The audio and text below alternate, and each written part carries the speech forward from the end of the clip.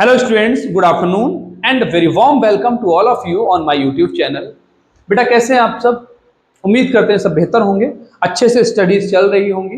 बेटा आप लोगों को एक बात मैं बता दूं, हमने ये थर्ड यूनिट स्टार्ट करी है क्लास 12 फिजिक्स की, तो 2 यूनिट रह गई हैं और 2 यूनिट वो हम जो बच्चे हमारे साथ ऑफलाइन कनेक्ट थे उन्हें हम करवा चुके हैं। ठीक है, तो हमने थर्ड यूनिट से स्टार्ट किया है बेटा ऑनलाइन, और जो बच्चे हमारे साथ सिर्फ ऑनलाइन ही जुड़े हैं हम उनको बता दें कि जो 2 यूनिट रह गई हैं उनको हम बाद में करा देंगे और हर हाल में बोर्ड एग्जाम से पहले पहले इनको हम फिनिश करेंगे। ठीक है बेटा, तो don't take any tension, all the syllabus will be completed on time.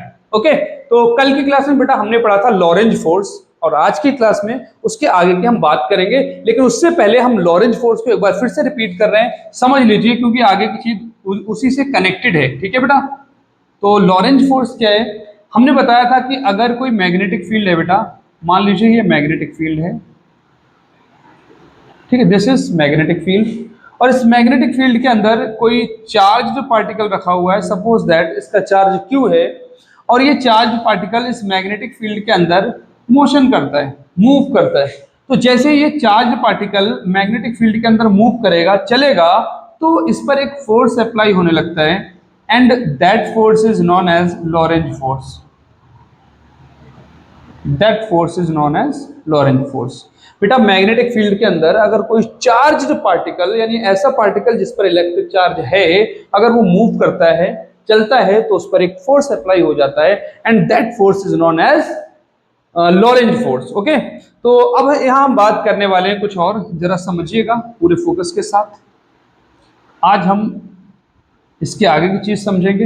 बेटा अगर एक चार्ज पार्टिकल अंदर ना रखकर हमने एक वायर है इस तरीके से मैग्नेटिक फील्ड के अंदर से गुजर रहा है ये वायर, ठीक है, कंडक्टिंग वायर है और इसमें बेटा करंट फ्लो हो रहा है। ठीक है, एक वायर जिसमें करंट फ्लो हो रहा है तो इसको बेटा करंट कैरिंग कंडक्टर कह सकते हैं। Current carrying conductor. बहुत ही ध्यान से एक एक बात को समझेंगे, सारी चीजें हम लोग क्लियर करने वाले हैं बेटा। ठीक है, तो अगर एक ऐसा कंडक्टर हो जिसमें करंट फ्लो हो रहा हो, उसको करंट कैरिंग कंडक्टर कहते हैं, और वो करंट कैरिंग कंडक्टर अगर मैग्नेटिक फील्ड के अंदर रखा हो तो बेटा करंट कैरिंग कंडक्टर में करंट फ्लो हो रहा है, इसीलिए बोल रहे हैं करंट कैरिंग कंडक्टर। तो बेटा करंट क्या चीज होती है? जो इलेक्ट्रिक चार्ज होता है अगर वो चलने लगे, मोशन में आ जाए, उसी को इलेक्ट्रिक करंट कहते हैं। तो इस वायर के अंदर इलेक्ट्रिक चार्ज ही तो फ्लो हो रहा है, उसी को तो इलेक्ट्रिक करंट कहते हैं। The rate of flow of electric charge is known as electric current. तो इलेक्ट्रिक चार्ज के फ्लो होने के रेट को ही बेटा इलेक्ट्रिक करंट कहते हैं। तो इसमें इलेक्ट्रिक करंट फ्लो हो रहा है, मतलब चार्जेस इसके अंदर मोशन में है, और चार्ज पार्टिकल जब मोशन में होते हैं मैग्नेटिक फील्ड के अंदर तो उन पर एक फोर्स अप्लाई हो जाता है। अब बेटा इस कंडक्टर के अंदर बहुत सारे चार्ज पार्टिकल मूवमेंट कर रहे हैं, चल रहे हैं इसके अंदर, तो मैग्नेटिक फील्ड के अंदर रखा हुआ है करंट कैरिंग कंडक्टर। जब ये conductor current carrying conductor magnetic field के अंदर है और करंट कैरिंग कंडक्टर में बहुत सारे चार्ज पार्टिकल मूव कर रहे हैं, तो सभी चार्ज पार्टिकल पर एक फोर्स अप्लाई हो जाएगा, that force is known as Lorentz force. तो सभी पार्टिकल्स पर लॉरेंज फोर्स अप्लाई हो जाएगा जो पार्टिकल इसके अंदर मूव कर रहे हैं, मतलब इलेक्ट्रॉन्स। जब करंट फ्लो हो रहा है, इलेक्ट्रॉन्स मूव कर रहे हैं, तो सभी इलेक्ट्रॉन्स पर या इलेक्ट्रॉन्स के अलावा कोई दूसरे चार्ज पार्टिकल अगर मूव कर रहे हैं तो उन चार्ज पार्टिकल पर भी फोर्स अप्लाई होता है। फिलहाल ये कंडक्टिंग वायर है, तो कंडक्टिंग वायर जो होता है उसमें मेनली इलेक्ट्रॉन्स ही फ्लो करते हैं, इलेक्ट्रॉन्स के फ्लो होने की वजह से ही करंट फ्लो होता है। तो इसके अंदर बहुत सारे इलेक्ट्रॉन्स फ्लो हो रहे हैं, यानी चार्ज पार्टिकल चल रहे हैं। जब चार्ज पार्टिकल चल रहे हैं तो सभी चार्ज पार्टिकल पर बेटा फोर्स अप्लाई हो जाएगा। तो वो फोर्स जब सभी चार्ज पार्टिकल पर अप्लाई हो रहा है, जरा समझिए, ऐसे बहुत सारे चार्ज पार्टिकल हैं, इलेक्ट्रॉन्स हैं, ठीक है, ये इलेक्ट्रॉन्स हैं, ठीक है, इन सभी चार्ज पार्टिकल्स यानी इलेक्ट्रॉन्स पर फोर्स लगेगा मैग्नेटिक फील्ड के अंदर रखे होने की वजह से। जब मैग्नेटिक फील्ड के अंदर हैं और मूवमेंट भी कर रहे हैं तो इन पर फोर्स लगेगा सभी चार्ज पार्टिकल्स पर, और चार्ज पार्टिकल वायर के अंदर है। तो बेटा जिधर ये चार्ज पार्टिकल मूव करेंगे इस फोर्स की वजह से, लॉरेंज फोर्स की वजह से, तो वायर भी उधर मूव कर जाएगा, यानी वायर पर भी फोर्स लगेगा। देखिए सपोज दैट ये मार्कर है बेटा, ये मार्कर है, ये करंट कैरिंग कंडक्टर है, इसके अंदर बहुत सारे इलेक्ट्रॉन्स मौजूद हैं और सभी इलेक्ट्रॉन्स पर मैग्नेटिक फील्ड के अंदर रखा होने की वजह से बाहर की तरफ फोर्स लग रहा है, बाहर की तरफ। ठीक है, तो अब बेटा इसके अंदर चार्ज पार्टिकल यानी जो इलेक्ट्रॉन्स हैं वो बाहर तो निकल नहीं सकते, तो लेकिन फोर्स लग रहा है बाहर की तरफ, तो ये पूरा का पूरा वायर ऊपर की तरफ उठ जाएगा, यानी हम ये कह सकते हैं कि करंट कैरिंग कंडक्टर पर फोर्स अप्लाई हो रहा है। तो अगर मैग्नेटिक फील्ड के अंदर एक करंट कैरिंग कंडक्टर रखा हो तो उस पर एक फोर्स अप्लाई हो जाता है। क्यों फोर्स अप्लाई होता है? क्योंकि करंट कैरिंग कंडक्टर के अंदर बहुत सारे चार्ज पार्टिकल्स हैं जो कि मोशन में हैं, और उन पर फोर्स लगने की वजह से पूरे करंट कैरिंग कंडक्टर पर फोर्स अप्लाई हो जाता है। ठीक है, इसी फोर्स की डायरेक्शन की मेनली अभी हम बात करेंगे, और फोर्स कितना होगा, उसकी वैल्यू कितनी होगी, उसके लिए जो फॉर्मूला है बेटा वो बाद में ड्राइव करेंगे। अभी हम बात कर रहे हैं डायरेक्शन की। ठीक है, तो हेडिंग डालेंगे बेटा, direction of force on a current carrying conductor placed in a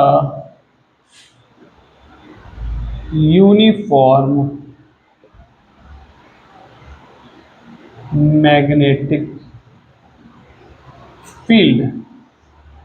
ठीक है बेटा, the direction of the direction of force on current carrying conductor placed in a uniform magnetic field, यानी एक यूनिफॉर्म मैग्नेटिक फील्ड है। Uniform magnetic field ऐसा magnetic field होता है जिसके हर एक पॉइंट पर मैग्नेटिक फील्ड की जो वैल्यू होती है वो सेम रहती है। तो ऐसे मैग्नेटिक फील्ड को यूनिफॉर्म मैग्नेटिक फील्ड कहते हैं। और इस यूनिफॉर्म मैग्नेटिक फील्ड के अंदर एक करंट कैरिंग कंडक्टर रखा हुआ है, तो उस करंट कैरिंग कंडक्टर पर एक फोर्स अप्लाई हो जाएगा। जब एक करंट कैरिंग कंडक्टर, यानी ऐसा कंडक्टर जिसमें करंट फ्लो हो रहा है, उसे अगर मैग्नेटिक फील्ड के अंदर बेटा रखा जाता है तो उस पर फोर्स अप्लाई हो जाता है। और उस फोर्स की जो डायरेक्शन है वो हम दो लॉज से निकाल सकते हैं। उन दोनों लॉज को हम लिखने वाले बेटा, सबसे पहले तो हम ये लिख लेंगे बेटा, when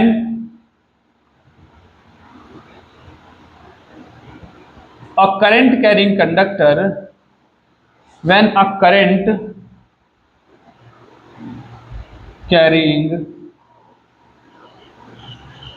conductor is placed in a uniform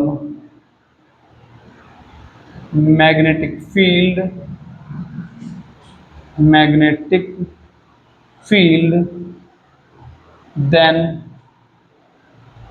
a force is applied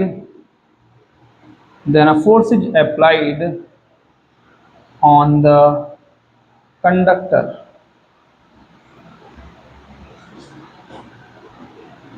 The direction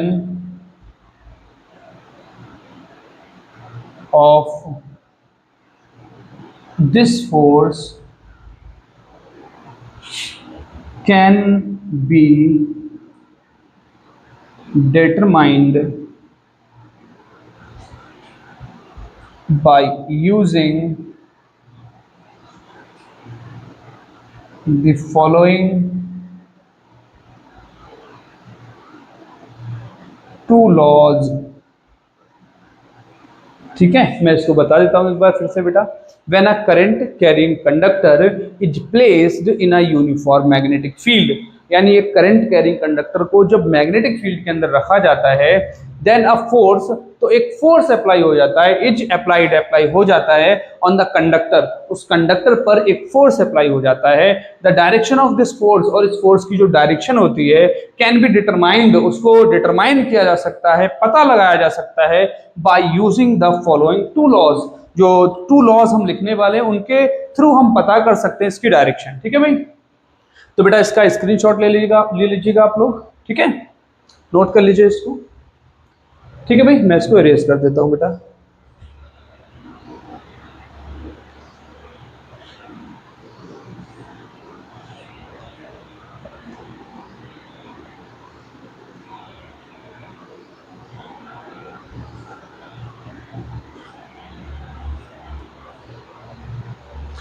अब देखिए बेटा, डायरेक्शन पता करने के लिए दो लॉज हैं, उनमें से पहला लॉ हम पढ़ेंगे राइट हैंड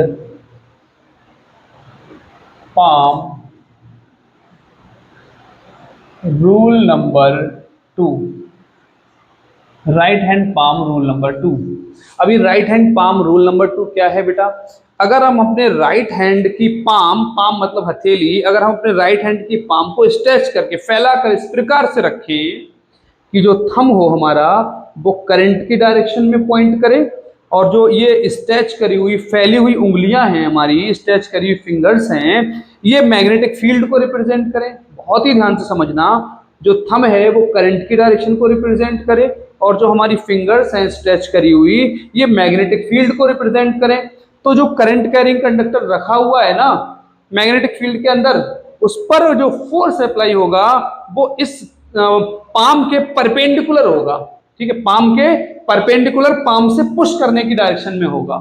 समझ में आ रही बात? मैं फिर से रिपीट कर रहा हूं, बहुत ही ध्यान से समझ लीजिए। अगर हम अपने राइट हैंड के पाम को स्ट्रेच करके यानी फैला कर इस तरीके से रखें कि जो हमारा थंब है वो करंट की डायरेक्शन में रहे, और जो फिंगर्स हैं हमारी वो उस तरफ पॉइंट करें जिस तरफ मैग्नेटिक फील्ड है।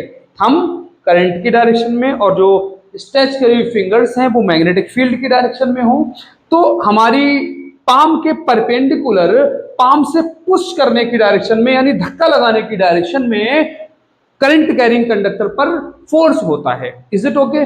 मैं इसको जरा यहां पर एक डायग्राम के थ्रू आप लोगों को समझाता हूं, जरा समझिए। मान लीजिए this is magnetic field, this is the direction of magnetic field, ये मैग्नेटिक फील्ड की डायरेक्शन है बेटा। ठीक है, और इसमें एक करंट कैरिंग कंडक्टर रखा हुआ है जिसमें ऐसे नीचे से ऊपर की तरफ करंट फ्लो हो रहा है। तो इस करंट कैरिंग कंडक्टर पर जितना पार्ट ये मैग्नेटिक फील्ड के अंदर रखा है उस पर फोर्स लगेगा, बाहर बाहर नहीं लगेगा। जितना पार्ट मैग्नेटिक फील्ड के अंदर लगा रखा है उस पर फोर्स लगेगा, तो इस पर जो फोर्स की डायरेक्शन होगी वो किस तरफ होगी, हमें ये निकालना है। ठीक है, तो right hand palm rule number 2 से निकाल सकते हैं। हमने क्या बताया, जो थंब है बेटा वो करंट की डायरेक्शन में रहना चाहिए। करंट ऊपर की तरफ है तो हमने थंब ऊपर कर दिया, देखिए करंट की डायरेक्शन में। ठीक है, करंट की डायरेक्शन में थंब होना चाहिए हमारा, और फिंगर्स उधर पॉइंट करें जिधर मैग्नेटिक फील्ड है, मैग्नेटिक फील्ड उधर रहा। ठीक है, ये जो हमने एरोज बनाए हैं ये मैग्नेटिक फील्ड को रिप्रेजेंट कर रहे हैं, ये करंट है। ठीक है भाई, तो राइट हैंड पाम को हम स्ट्रेच करके इस तरीके से रखें कि थंब हमारा करंट की डायरेक्शन में हो, ये आ गया करंट की डायरेक्शन में। ठीक है बेटा, फिंगर्स मैग्नेटिक फील्ड की डायरेक्शन में। तो जो हमारी पाम है इसके परपेंडिकुलर और इससे पुश करने की यानी धक्का लगाने की जो डायरेक्शन वो अंदर की तरफ पुश करेंगे ना हम। अब अगर हम ऐसे करके अपनी पाम को ले लें, फिंगर्स हमारी उस तरफ है मैग्नेटिक फील्ड, थंब हमारा ऊपर है यानी करंट की डायरेक्शन में, तो हमारी जो पाम है इससे धक्का किधर लगाएंगे बेटा, अंदर की तरफ लगेगा ना धक्का ऐसे, तो यहाँ पर जो फोर्स होगा वो अंदर की तरफ होगा। अगर हम इस करंट कैरिंग कंडक्टर पर फोर्स की बात करें तो इसकी डायरेक्शन अंदर की ओर होगी, और अंदर की तरफ जो फोर्स रिप्रेजेंट कर रहे हैं वो क्रॉस से रिप्रेजेंट करेंगे। क्रॉस का मतलब है इस वायर पर फोर्स अंदर की तरफ है। समझ में आ रही बेटा बात? एक और डायग्राम के थ्रू हम कुछ और समझाते हैं, देखिए। अगर मैग्नेटिक फील्ड की डायरेक्शन इधर होती, सपोज दैट, ठीक है, मैग्नेटिक फील्ड की डायरेक्शन बेटा इधर होती, ठीक है, करंट कैरिंग कंडक्टर वैसा ही है, उसमें करंट ऊपर की तरफ ही फ्लो हो रहा है, मैग्नेटिक फील्ड की डायरेक्शन हमने रिवर्स कर दी। तो देखिए हम अपने राइट हैंड की पाम को स्ट्रेच करके रखें, हमारा थंब कहाँ रहना चाहिए, करंट की डायरेक्शन में, हो गया करंट की डायरेक्शन में। फिंगर्स कहाँ रहना चाहिए, मैग्नेटिक फील्ड की डायरेक्शन में। हम हमारी फिंगर्स उधर पॉइंट कर रही है लेकिन मैग्नेटिक फील्ड इधर है, तो हम मूव हो जा रहे हैं ऐसे। देखिए देखिए भाई, थंब करंट की डायरेक्शन में है, करंट ऊपर की तरफ, और जो फिंगर्स है हमारी बेटा वो मैग्नेटिक फील्ड की डायरेक्शन में है। अब हमारी जो ये पाम है, पाम के परपेंडिकुलर और इससे पुश करने की डायरेक्शन ये हो गई जो मार्कर के थ्रू रिप्रेजेंट की हमने। ठीक है, पुश इधर ही तो करेंगे, तो इस वायर पर जो फोर्स अप्लाई होगा बेटा वो बाहर की तरफ होगा। ठीक है, यानी इस पर जो फोर्स लगेगा वो बाहर की तरफ लगेगा, और बाहर की तरफ फोर्स को हमने डॉट से रिप्रेजेंट कर दिया है। समझ आ गई होगी बात? ठीक है ना, तो फोर्स को इस तरीके से हम पता कर सकते हैं right hand palm rule number 2 की हेल्प से। ठीक है बेटा, तो अच्छा मैं इसको इरेज नहीं करता हूं, बल्कि दूसरा जो लॉ है वो भी हम इन्हीं डायग्राम्स की हेल्प से समझते हैं। ठीक है भाई, देखिए अब सेकंड लॉ को समझिए आप लोग। ठीक है, दोनों लॉज के बेटा नोट्स आप लोगों को प्रोवाइड करा देंगे हम, आप आराम से नोट कर लेना उसको, ठीक है। जो बताया है वही होगा बेटा, उसके अलावा कुछ और नहीं होने वाला है, ठीक है। जो हमने अभी बोला है वही होगा। एक बार हम फिर से बोल के बता दे रहे हैं, बाकी इनके नोट्स आपको व्हाट्सएप ग्रुप पर प्रोवाइड हो जाएंगे, आप वहां से नोट कर लीजिएगा, ठीक है बेटा। देखिए, अगर हम अपने राइट हैंड की पाम को स्ट्रेच करके रखें, मैं इसको इंग्लिश में बता देता हूं। If we stretch our right hand palm in such a way that our thumb points in the direction of current and the stretched fingers represents the direction of magnetic field, then the force on the conductor will be in the direction perpendicular to the palm in the direction of pushing by the palm से जो push करने की direction है उस direction में force की direction होगी। Is it okay? समझ आ गई होगी बात। तो इसके नोट्स आप लोगों को प्रोवाइड करा दिए जाएंगे, आप लोग नोट कर लीजिएगा, ठीक है भाई। अब हम सेकेंड लॉ समझते हैं। अच्छा, मैं इसको इरेज ही कर देता हूं बेटा, ठीक है। सेकेंड लॉ के लिए न्यू डायग्राम्स बना लेंगे हम लोग। देखिए बेटा, सेकेंड लॉ है फ्लेमिंग्स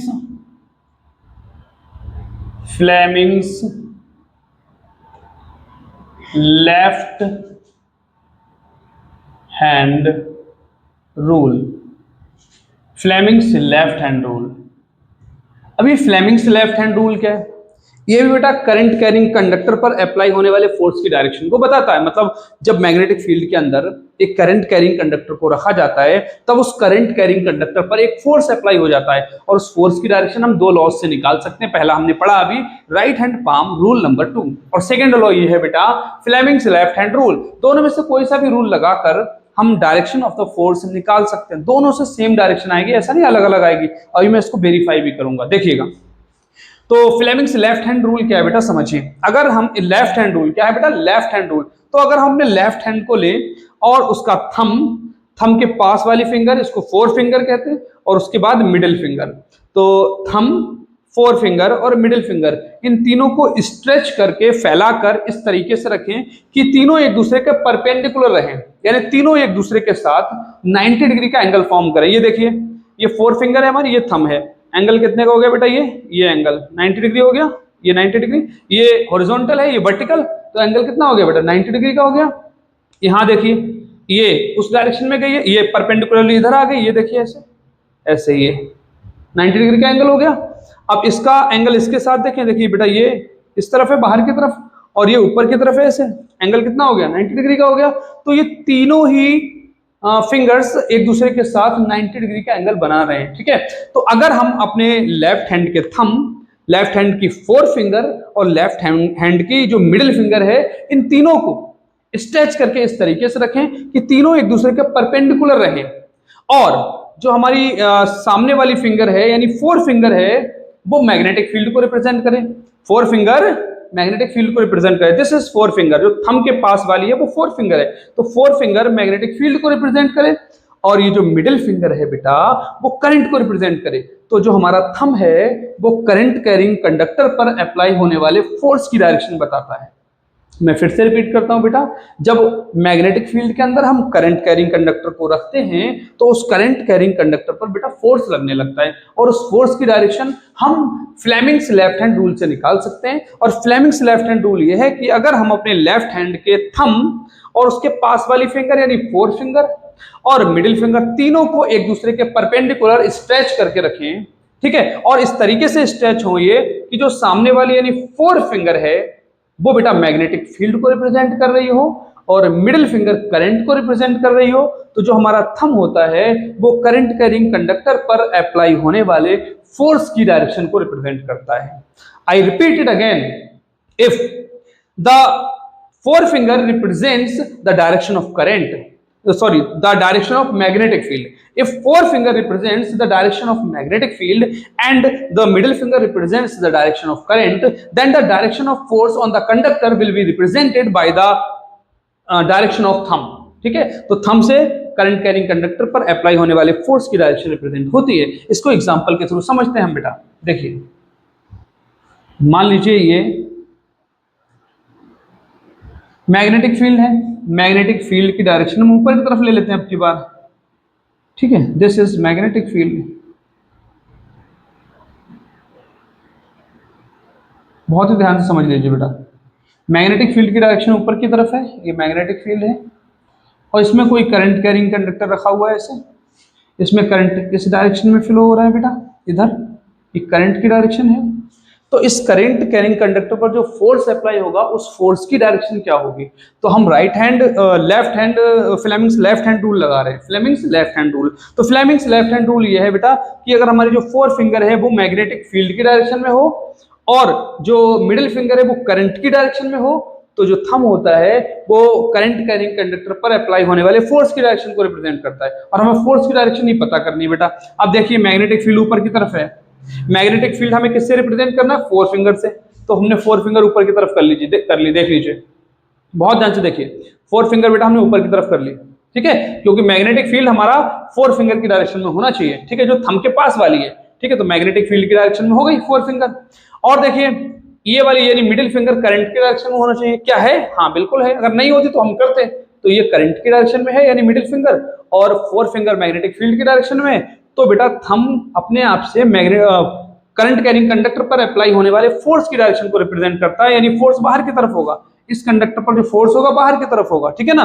तो फोर्स बाहर की तरफ रिप्रेजेंट करने के लिए हम डॉट से रिप्रेजेंट करते हैं, ठीक है। उम्मीद करते हैं बात समझ आ गई होगी। इसी को हम right hand palm rule number 2 से वेरीफाई करके देखते हैं। Right hand palm rule number 2 क्या है बेटा, कि अगर हमारी जो स्ट्रेच्ड फिंगर्स है वो मैग्नेटिक फील्ड की डायरेक्शन में हो, मैग्नेटिक फील्ड ऊपर है, ये हमने मैग्नेटिक फील्ड को रिप्रेजेंट कर दिया, थंब करंट की डायरेक्शन में हो, तो इससे पुश करने की डायरेक्शन यानी बाहर की तरफ, इससे पुश करने की डायरेक्शन बाहर की तरफ हो गई ना। जब हमारी जो फिंगर्स है वो मैग्नेटिक फील्ड की डायरेक्शन में है और थंब बेटा करंट की डायरेक्शन में है, तो देखिए हमारी जो पाम है इससे पुश करने की डायरेक्शन ये हो गई यानी बाहर की तरफ। बाहर की तरफ भी तो फोर्स अभी हमने निकाला था। तो किसी भी लॉ से निकालें, किसी भी रूल से निकालें, डायरेक्शन सेम ही आएगी, ठीक है बेटा। तो आज की क्लास में हमने पढ़ा the direction of force applying on a current carrying conductor which is placed in a uniform magnetic field. अगर यूनिफॉर्म मैग्नेटिक फील्ड के अंदर कोई करंट कैरिंग कंडक्टर रखा हुआ है तो उस पर एक फोर्स अप्लाई होता है और उस फोर्स की डायरेक्शन क्या होती है इसको हम दो लॉज से निकाल सकते हैं, और उन दोनों लॉज को हमने पढ़ा, ठीक है। तो आज की क्लास में बेटा बस इतना ही रखेंगे। हमें कमेंट करके जरूर बताएं कि क्लास आपको कैसी लग रही है, ठीक है। लाइक भी किया करें क्लास को, ठीक है, दूसरे स्टूडेंट्स तक भी पहुंचाएं, ठीक है। Thank you.